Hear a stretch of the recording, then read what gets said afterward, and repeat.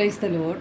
സ്നേഹമുള്ളവരെ, നമ്മുടെ ജീവിതത്തിൽ കഷ്ടതയും ഏകാന്തതയും സഹനങ്ങളും എല്ലാം ഉണ്ടാകാം.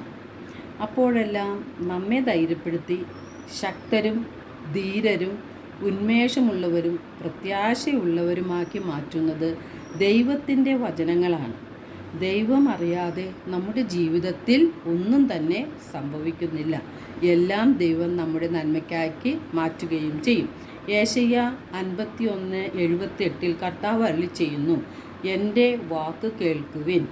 മനുഷ്യരുടെ നിന്ദനത്തെ ഭയപ്പെടുകയോ ശകാരങ്ങളിൽ സംഭ്രമിക്കുകയോ വേണ്ട. വസ്ത്രം പോലെ ഇരട്ടവാലനും കമ്പിളി പോലെ പുഴുവും അതിനെ തിന്നൊടുക്കും. എന്നാൽ ഞാൻ നൽകുന്ന മോചനം നിത്യമാണ്, രക്ഷ തലമുറകളോളം നിലനിൽക്കും. റോമ 8:18 വിശുദ്ധ പൗലോസ്ലീഹ പറയുന്നു, നമുക്ക് വെളിപ്പെടാനിരിക്കുന്ന മഹത്വത്തോട് തുലനം ചെയ്യുമ്പോൾ ഇന്നത്തെ കഷ്ടതകൾ നിസ്സാരമാണെന്ന് ഞാൻ കണ്ടു. റോമ 5:4 കഷ്ടത സഹനശീലവും സഹനശീലം ആത്മധൈര്യവും ആത്മധൈര്യവും പ്രത്യാശയും ഉളവാക്കുന്നു എന്ന് നാം അറിയുന്നു. അപ്പോൾ സഹനങ്ങൾ വരുമ്പോൾ, കഷ്ടത വരുമ്പോൾ, നിന്ദനങ്ങൾ നമുക്ക് ലഭിക്കുമ്പോൾ, നന്മ ചെയ്തിട്ടും തിന്മ നമുക്ക് ലഭിക്കുമ്പോൾ ഈ ദൈവിക വചനങ്ങൾ നമ്മുടെ ഹൃദയത്തിലുണ്ടെങ്കിൽ നമുക്ക് ആശ്വാസവും പ്രത്യാശയും നൽകും. 1 പത്രോസ് 4:12-13 തിരുവചനങ്ങളിൽ നമ്മെ ധൈര്യപ്പെടുത്തുന്നുണ്ട്. നിങ്ങളെ പരിശോധിക്കാനായി അഗ്നിപരീക്ഷകൾ ഉണ്ടാകുമ്പോൾ അപ്രതീക്ഷിതമായി എന്തോ സംഭവിച്ചാലെന്ന പോലെ പരിഭ്രമിക്കരുത്.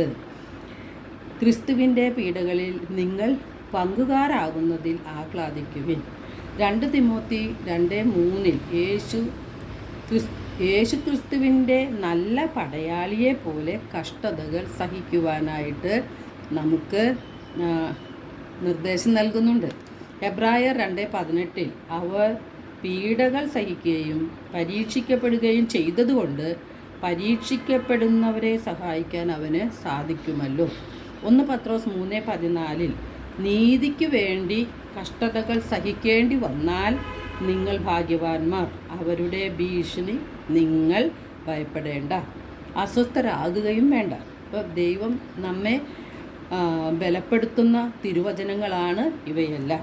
നമ്മുടെ കഷ്ടതകളെല്ലാം ദൈവം കാണുകയും അറിയുകയും ചെയ്യുന്നുണ്ട്. അവയെല്ലാം നമ്മുടെ നന്മയ്ക്കാക്കി ദൈവം മാറ്റുകയും ചെയ്യും. അപ്പോൾ പ്രത്യാശയിൽ ജീവിക്കുവാനായിട്ട് ദൈവം നമ്മെ ഓരോരുത്തരെയും സമൃദ്ധമായി അനുഗ്രഹിക്കട്ടെ.